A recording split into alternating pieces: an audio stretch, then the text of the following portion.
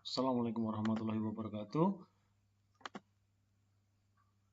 Kita akan belajar tentang prinsip ekuipartisi energi dalam gas ideal. Kita mulai dari prinsip ekuipartisi gas ideal di ruang tertutup, di mana asas ekuipartisi energi untuk setiap derajat kebebasan gerak partikel gas di ruang tertutup, energi kinetiknya sama besar. Saya ulang lagi, asas ekuipartisi energi untuk setiap derajat kebebasan gerak partikel gas di suatu ruangan tertutup, energi kinetiknya sama besar, yaitu EK sama dengan setengah KT.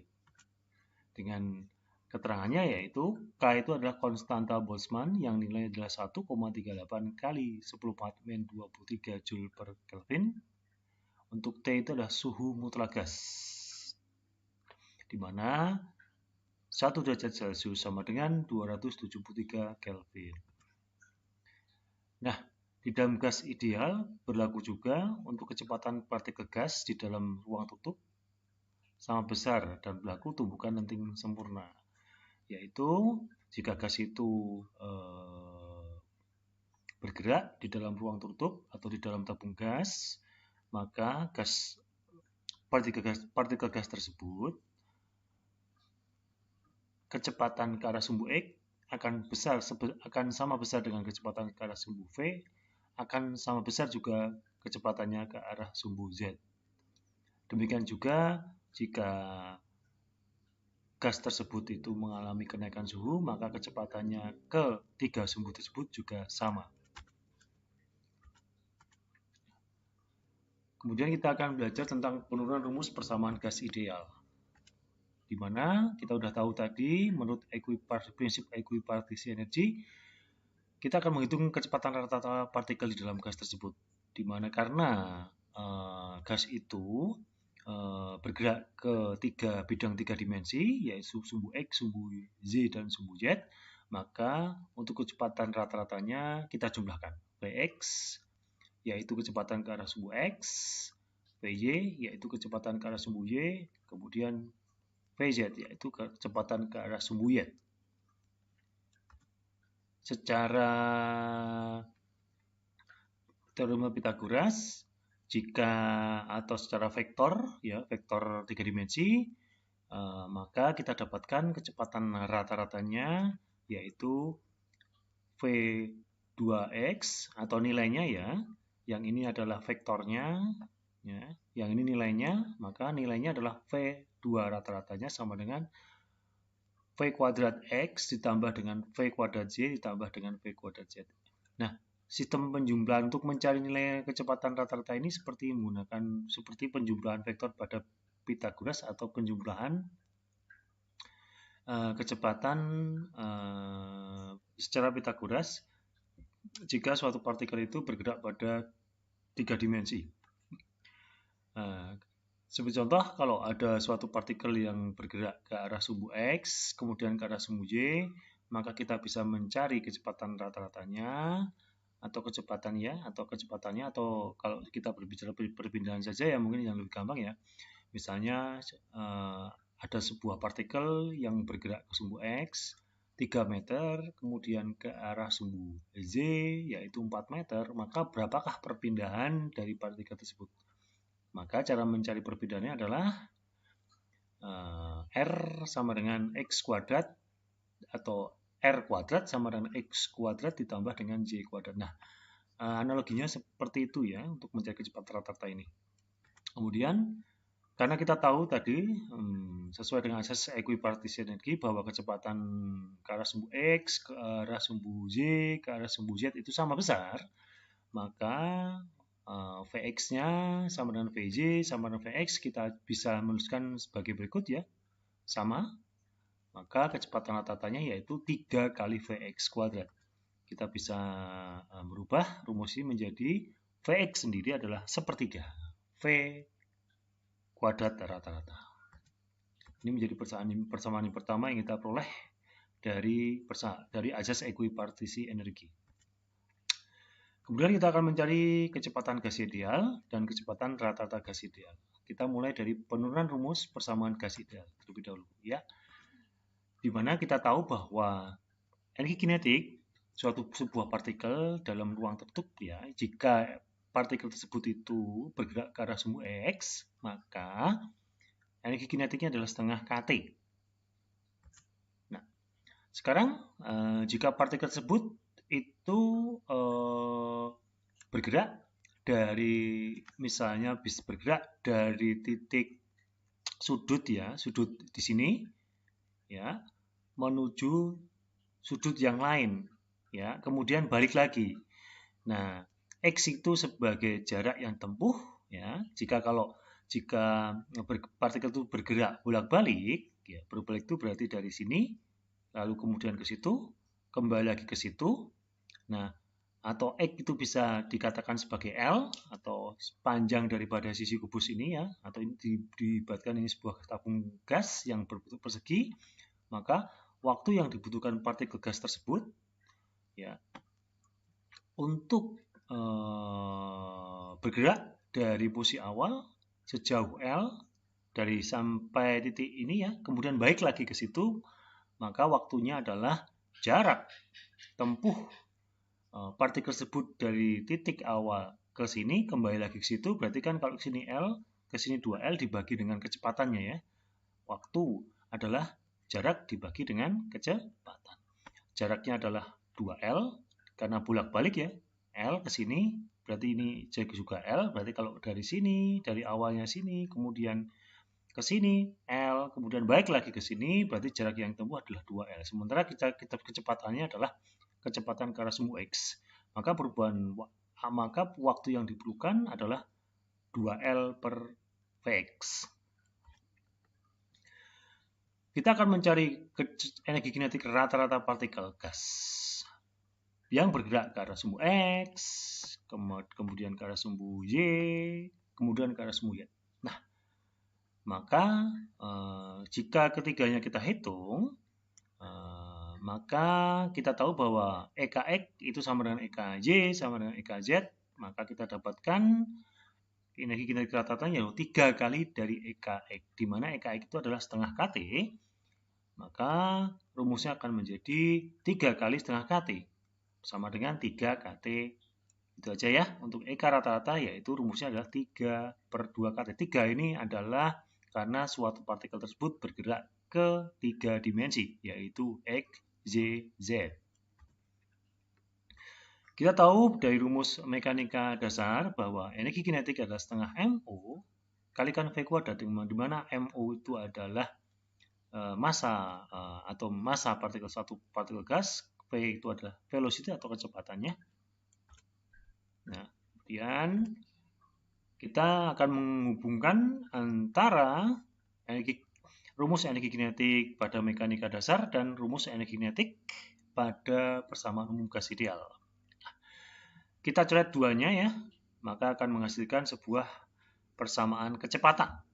Kalau kita tukar MO-nya itu nanti dipindah di ruas kanan, nah kan berarti MO ada di bagian penyebut, maka akan menghasilkan rumus seperti ini. V kuadrat sama dengan 3 kT per MO. Nah, jadi kalau ditanyakan misalnya kecepatan ke arah sumbu X saja, maka hasilnya adalah sepertiga V kuadrat saja, gitu, ya. Jadi Vx kuadrat sama dengan sepertiga V. Maka Vx-nya atau kecepatan searah sumbu X-nya tidak usah dikalikan 3, tapi cuma kT per MO saja. Ini bedakannya. Vx yaitu kecepatan ke arah sumbu X yaitu kT per MO. Namun kalau kecepatan rata-rata gas ideal atau V kuadrat, maka ditambah dengan 3. 3 ini karena ini hasil dari penambahan vektor kecepatan ke arah sumbu X, sumbu Y, dan sumbu Y.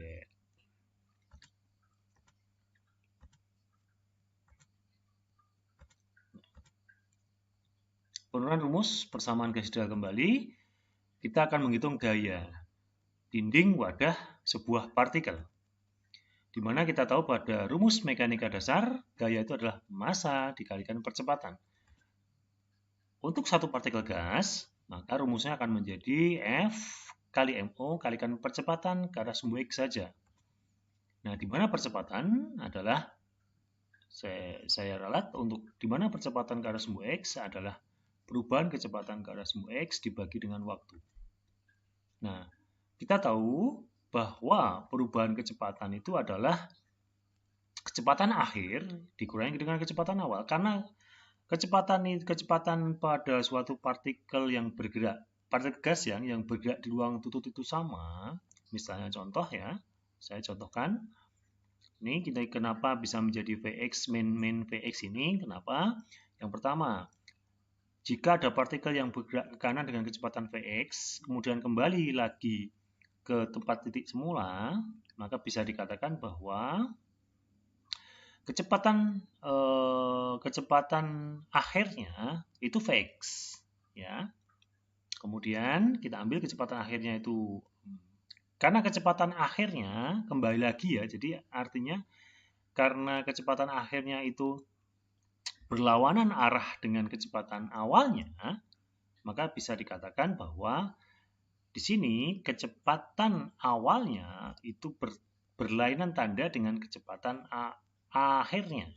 Ini perubahan kecepatan adalah kecepatan akhir dikurangi kecepatan awal. Ini saya ambil kecepatan akhirnya itu Vx, ya, arahnya positif, maka kecepatan awalnya itu arahnya negatif. Karena ketika partikel itu bergerak, ya, menumbuk dinding gas, kemudian balik lagi kan. Kalau balik lagi, berarti artinya kecepatan akhirnya itu berlawanan dengan kecepatan awalnya. Maka jika kecepatan awalnya kita ambil negatif, ya, atau geraknya ke kiri dulu ya, mungkin ke kiri bisa kita amati. Ke kiri min Vx, kemudian ke kanan Vx gitu ya. Berarti Vx dikurangi min Vx menghasilkan 2Vx nanti ya. Kemudian kita tahu bahwa dari rumus awal tadi bahwa perubahan waktunya adalah sejauh ini ya. Jadi partikel itu bergerak dari sini ke situ, balik lagi menempuh jarak S. S itu adalah jarak partikel menempuh sumbu atau menempuh jalan dari sini. Ini L, kemudian kembali lagi ke ini L, berarti ini jaraknya ada 2L dibagi kecepatan Vx nih. Waktunya tadi sudah saya terangkan. Maka ini min kali min kan ketemu plus. Nah, sementara untuk waktu ini kita adopsi rumusnya, kita analogikan ini ya. 2L per Vx ini jadi seperti itu.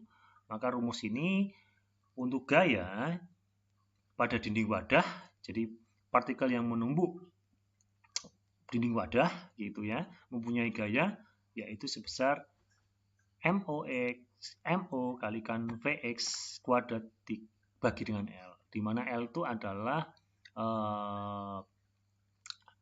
panjang sisi daripada tabung gas gitu. Nah, kita simpulkan gaya oleh satu partikel gas itu MO Vx per L ya.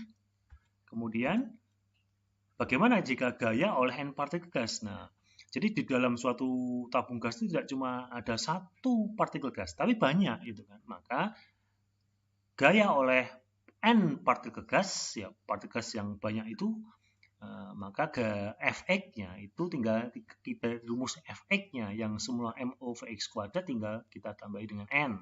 N itu adalah keseluruhan partikel di dalam gas tersebut atau N partikel gas.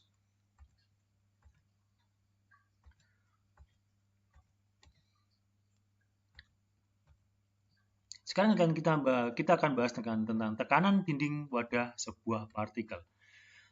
Di dalam rumus mekanika dasar, kita ingat paku, bahwa tekanan paku itu bergantung dengan gaya yang diberikan oleh palu dibagi dengan luas permukaannya. Bagaimana itu bisa terjadi? Tekanan diperbesar jika luas penampangnya diperkecil. Paku ya, ingat paku. Paku itu ketika luasannya itu kecil, maka tekanan besar, benar ya? Maka tekanan adalah gaya dibagi dengan luas. Untuk N jumlah partikel, maka sudah saya rumuskan di awal tadi, untuk jumlah gaya semua partikel di dalam sebuah gas, ya, maka kita tinggal ngalikan dengan N.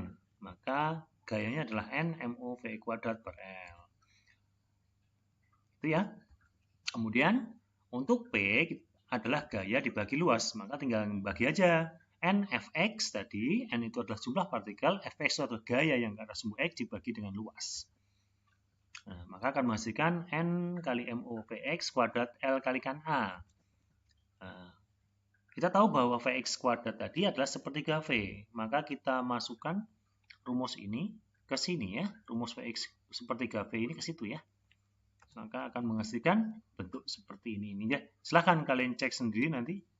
Akan menghasilkan sebuah tekanan gas ideal, yaitu sepertiga N MOL kalikan A. Di mana L kalikan A itu volume kan, luas.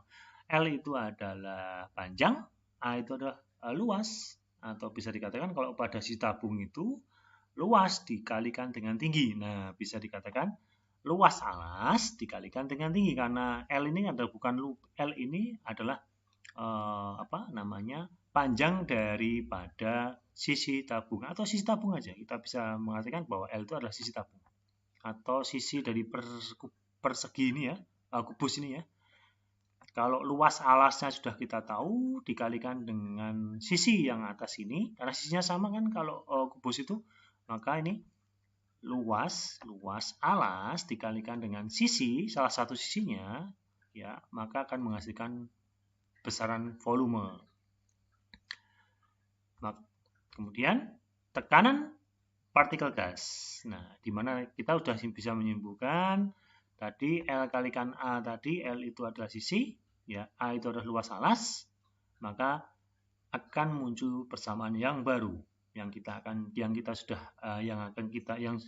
cari, yaitu sepertiga N MO V kuadrat per V, di mana N itu jumlah partikel, MO adalah massa satu mol gas, V itu kecepatan rata-ratanya, V itu adalah volume. Kita tahu dari rumus awal tadi bahwa V kuadrat adalah 3 kT per MO. Maka kita adopsi, ini kita ganti V-nya, silahkan diganti sendiri nanti ya. Kalian coba-coba sendiri. Untuk V kuadrat sama dengan 3 kT, masukkan di sini, nanti akan menghasilkan sebuah persamaan ini. Dimana kalau kita bisa mencoret, MO-nya kita coret, 3-nya juga kita coret, akan menghasilkan persamaan yang baru, yaitu PV NKT yang sangat-sangat familiar di materi teori kinetik gas, atau disebut juga PV-NKT ini adalah rumus persamaan gas ideal.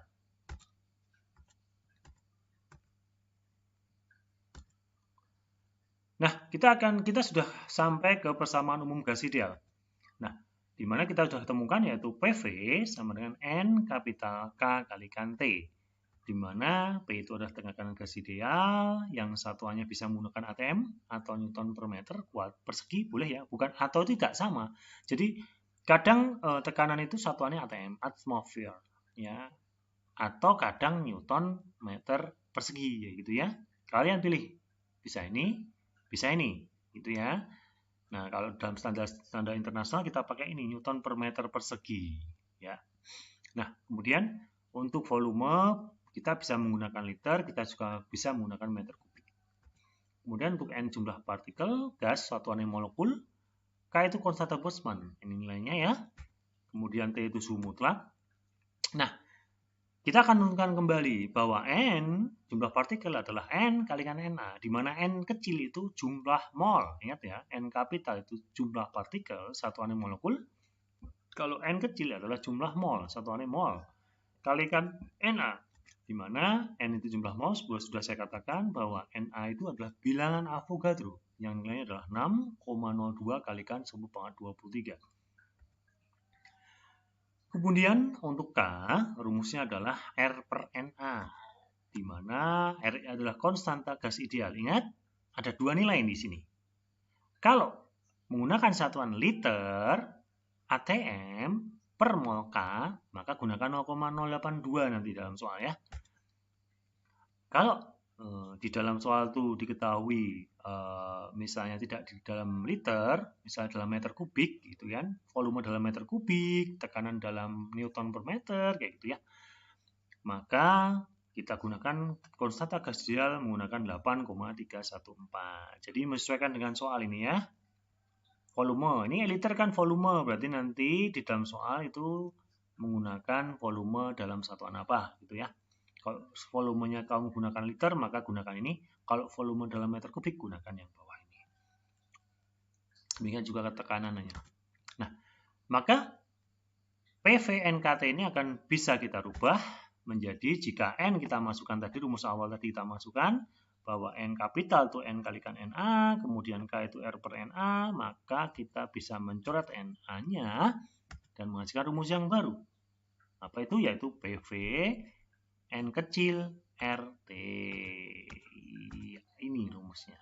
Ingat-ingat ya, yang saya kolong-kolong ini yang penting-penting nih.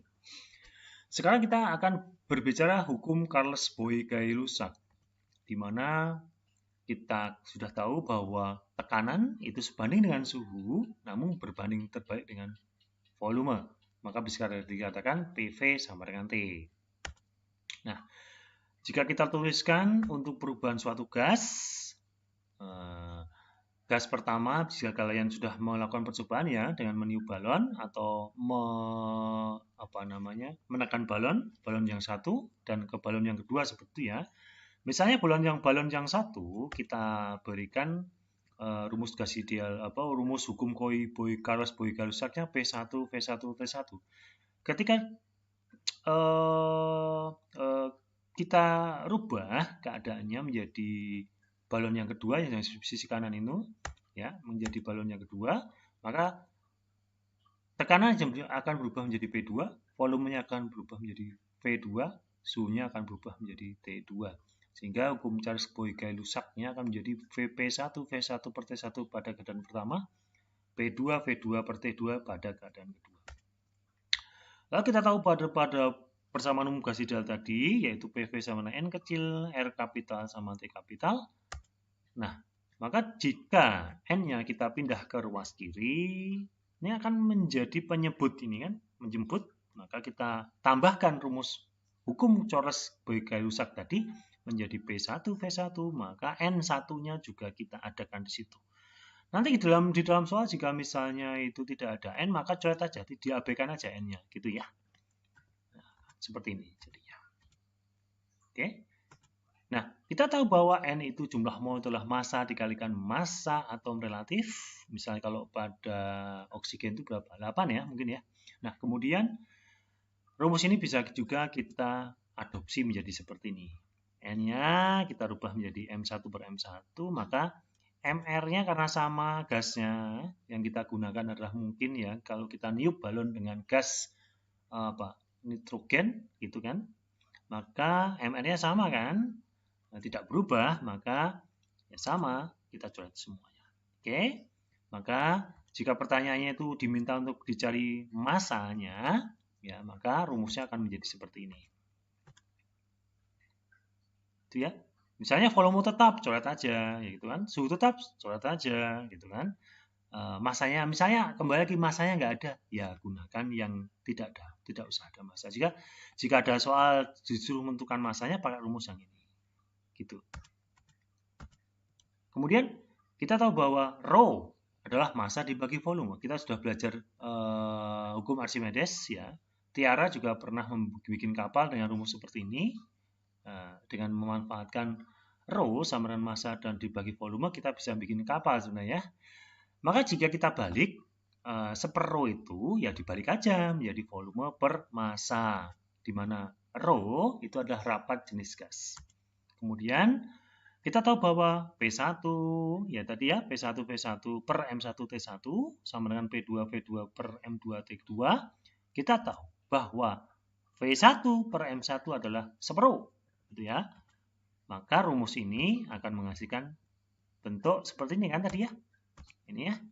Nah, karena V1 per M1 itu separuh, maka rumusnya bisa jadi berubah. Nah, ini tapi ini untuk V-nya sudah tidak ada ya harusnya. Maaf, untuk V-nya sudah tidak ada. Ini untuk V-nya sudah tidak ada karena berganti dengan row. Sudah berganti dengan row. Ini sudah tidak ada. Ini sudah tidak ada. Kemudian ini juga sudah tidak ada. Nah, maka rumusnya akan masukkan ini juga tidak ada V-nya di sini. Gitu. Nah, menghasilkan gitu. Ini kok masih ada V? Oke, ini juga tidak ada V harusnya. Oke, kembali ke sini. Jadi kalau misalnya disuruh menentukan rapat jenisnya, kita gunakan rumus yang paling bawah ini, yang ada rapat jenisnya, gitu ya. Jadi begitu. Ini kan ketemu ya, V1 per M1 itu separuh, maka rho-nya di bawah, kayak gini. Adopsinya seperti itu. Nah, kemudian proses yang dialami suatu gas, di mana suatu gas itu bisa kita berubah keadaannya, ya, kayak gini menjadi keadaan yang kedua kayak gini ya, dengan rumus hukum Charles Boyle-Gay-Lussac ya, ketiga-tiganya kita gabungkan, maka dikenal ada 4 proses yang dialami gas. Yang pertama adalah isotermal. Apa itu? Perubahan keadaan gas pada suhu tetap T1 sama dengan T2. Nah, rumusnya akan menjadi apa? Maka kalau suhunya tetap berarti T1-nya sama dengan T2. Bisa kita coret ya.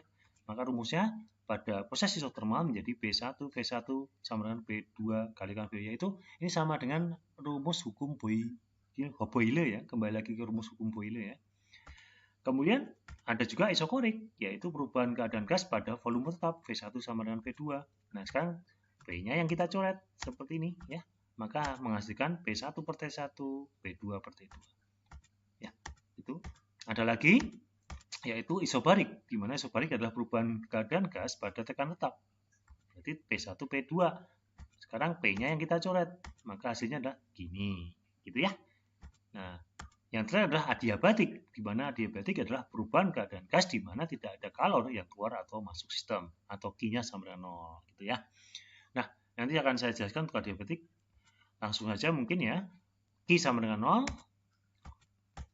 rumusnya P1 V1 dikalikan tapannya itu, tapan Laplace-nya, V2 kalikan V2 kalikan tapan Laplace-nya, di mana tapan Laplace, ini tapan Laplace itu alpha ya, sama dengan CV, kapasitor pada volume tetap, dibagi dengan kapasitas kalor pada tekanan tetap, CV per CP. Itu tetapan ini nanti ya. Nanti Bapak akan menjelaskan secara gamblang besok ketika kita di pertemuan saja. Kemudian kita masuk materi yang terakhir, yaitu energi dalam sistem, yaitu delta U. Kita baca dulu energi dalam. Energi dalam adalah semua energi sistem yang diasosiasikan dengan komponen mikroskopis, ya, komponen sangat kecil di dalam suatu gas, atom dan molekul, gitu ya, yang dilihat dari kerangka acuan yang diam terhadap pusat massa sistem. Jadi kita itu dianggap kerangka acuan yang diam. Energi kinetik karena gerakan seluruh sistem tidak termasuk gerak pusat massa, ya, tidak termasuk gerak pusat massa. Jadi dikatakan bahwa pusat massa itu dilihat dari kerangka kita itu selalu sama. Jadi maka energi kinetiknya sama. Tadi dikatakan bahwa setengah kT, ya kan? Energi dalam termasuk energi kinetik dari translasi, rotasi, dan vibrasi acak dari molekul, dan energi potensial pada molekul dan antara molekul. Jadi di dalam sebuah gas, partikel itu mempunyai sebuah energi kinetik yang berasal dari energi kinetik translasinya, pergeserannya itu ya. Kemudian energi kinetik dari rotasi dari gas tersebut. Yang terakhir adalah energi kinetik dari vibrasi gas tersebut secara acak, kayak itu, random. Ya. Kemudian terakhir adalah energi dalam berhubungan dengan suhu benda. Jadi yang mempengaruhi energi dalam itu hanya suhunya, gitu kan? Tetapi hubungan ini terbatas karena perubahan energi dalam dapat juga terjadi tanpa perubahan suhu. Jadi kita akan bahas di ilmu termodinamika nanti bahwa sebenarnya energi dalam itu juga tidak serta-merta dirubah dengan suhu. Ya, bisa terjadi juga tanpa perubahan suhu, ya. Contohnya pada proses adiabatik tadi tidak memerlukan suhu toh. Nah, bisa terjadi energi dalamnya gitu kan. Nah, bagaimana caranya nanti kita bahas di ilmu yang kedua, di materi yang kedua yaitu termodinamika. Nah, kita akan mencari yang pertama adalah derajat kebebasan partikel gas. Di mana ada suatu partikel gas contohnya ya misalnya. Nah, gas. Jadi suatu gas itu di dalam sebuah ruang tertutup atau di dalam tabung gas gitu ya. Nah, itu dia bisa bergerak secara translasi atau bergeser ke sumbu X, kemudian ke sumbu Y, kemudian ke sumbu Y. Seperti ini. Maka kita bisa memberikan pergerakannya seperti ini. Ya, sumbu X, sumbu Y, sumbu Y. Maka dia atau gas tersebut pada gerak translasinya memberikan derajat kebebasan sebanyak 3, yaitu X, Y, Z. Yang kedua adalah berotasi. Nah, berotasi ini hanya dimiliki oleh gas diatomik, ya, di mana kita bisa membuat skema seperti ini. Contoh hidrogen. Hidrogen itu gugusannya seperti ini ya. Nah, seperti H2 terus diikat dengan sebuah kayak semacam rantai seperti itu. Nah, rotasi kan berputar. Nah, berputarannya itu porosnya itu poros yang pertama porosnya poros Y, berputarnya porosnya poros Y seperti itu. Kemudian berputar yang kedua di porosnya poros Y, poros Z kayak gitu ya. Jadi dia tidak bisa berputar pada poros X-nya sendiri. Jadi pada gerak rotasi menyumbang derajat kebebasan sebanyak 2. Jadi EK-nya pada berotasi ini sampai sebanyak 2. Jadi kalau monoatomik hanya mempunyai batasan hanya sampai gerak translasi saja. Maka untuk monoatomik dia hanya mempunyai 3 derajat kebebasan. Tapi kalau diatomik dia bisa bertranslasi, dia juga bisa berotasi. Nanti saya jelaskan. Ini tergantung pada suhunya ya. Yang terakhir adalah vibrasi. Vibrasi juga bergetar ya. Ini juga menyumbang 2 derajat kebebasan. Jadi bisa kita simpulkan ada suatu partikel gas. Kalau itu monoatomik, contoh gas mulia, argon, helium, nitrogen gitu kan. Nah, ini Na neon maaf ya. Maka hanya mempunyai 3 derajat kebebasan dari gerak translasinya. Jadi energi kinetiknya itu hanya 3 kT gitu ya untuk gas monoatomik. Kemudian kalau diatomik, contoh hidrogen, oksigen, nitrogen dan seterusnya, dia bergantung suhunya. Jika suhunya itu lebih besar dari atau suhu ruangan ya, lebih besar dari 0 kurang dari 600, dia hanya mempunyai 3 derajat kebebasan, hanya bisa bertranslasi saja X, Y, Z. Namun jika suhunya itu antara 600 sampai 1000 Kelvin, dia itu bisa bertranslasi ditambah dengan rotasi, yaitu 3 tambah 5. Translasi itu 3, X, Y, Z, rotasi itu 2. Ya, tadi ya. Itu kayak gini. Maka 5 derajat kebebasannya. Tapi pada suhu tinggi, yaitu di atas 1000 Kelvin, dia bisa semuanya. Translasi bisa, rotasi bisa, vibrasi bisa. Rotasi translasi itu menyumbang 3 derajat kebebasan, kemudian berotasi menyumbang 2 derajat kebebasan, untuk vibrasi menyumbang 2 derajat kebebasan. Jadi totalnya 7 derajat kebebasan untuk diatomik.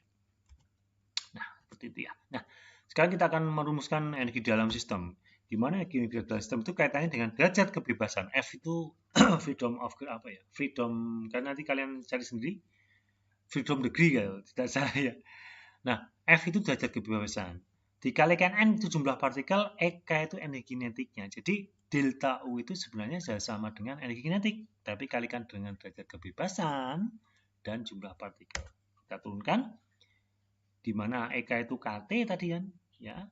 Cuma kalau monoatomik kan 3 ya, 3 itu diganti dengan F. 3 itu termasuk 3 tadi di dalam rumus awal tadi, 3 itu artinya adalah derajat kebebasan. Maka kita ganti 3 tadi dengan F. Ya. F itu bergantung dengan jenis gas dan suhunya. Nah, kita tahu bahwa delta U adalah F kali per 2 NKT. Ini sama rumusnya, cuma kita sederhanakan aja lebih bagus, F per 2 NKT. Kemudian kita tahu bahwa NKT itu kan sama dengan NRT ya kan? Sama dengan VV kan? Maka rumusnya bisa kita perlebar menjadi FNRT, bisa juga F per 2P kalikan delta V. Nah, di mana F itu derajat kebebasan partikel gas yang sangat bergantung dengan jenis gas dan suhu gas. Kemudian N itu jumlah partikel, K itu tetapan Boltzmann, T itu suhu mutlak, P itu tekanan, V itu volume, N itu jumlah mol, R itu tetapan umum gas, bisa 0,082, bisa juga 8,314.